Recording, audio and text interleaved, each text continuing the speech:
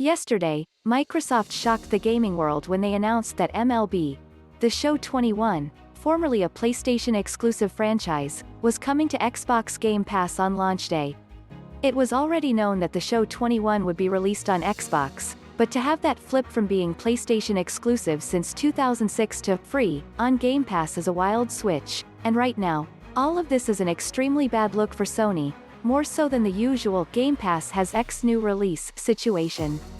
Here's a rough timeline about what has apparently happened here, and where we are now.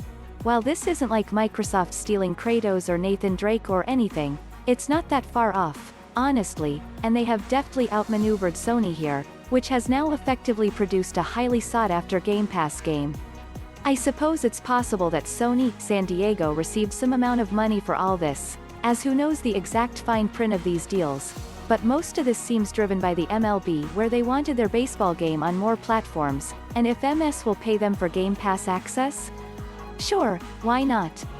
Microsoft has always tried to force this advantage over Sony, especially this generation, where Game Pass looks like a good alternative to full-priced games, but usually it's comparing things like Gears 5 or Sea of Thieves to God of War or Ghost of Tsushima.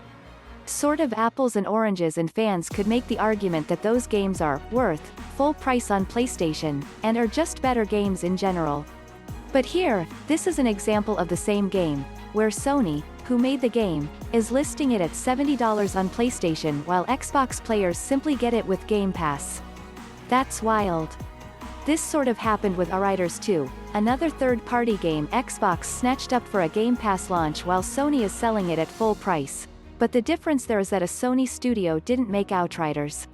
Game Pass is going to continue to be a thorn in Sony's side indefinitely here, and they reportedly have no plans to match it past their current PS Plus now offerings, and things like the PS Plus Collection, a large bundle of great, free games for players. But for new releases, you can bet we are going to keep seeing Microsoft making moves like this, but what they've done with the show here is on another level entirely. Follow me on Twitter, YouTube, Facebook and Instagram. Subscribe to my free weekly content roundup newsletter, God Rolls. Pick up my sci-fi novels The Herokiller series, and the Earthborn Trilogy, which is also on audiobook.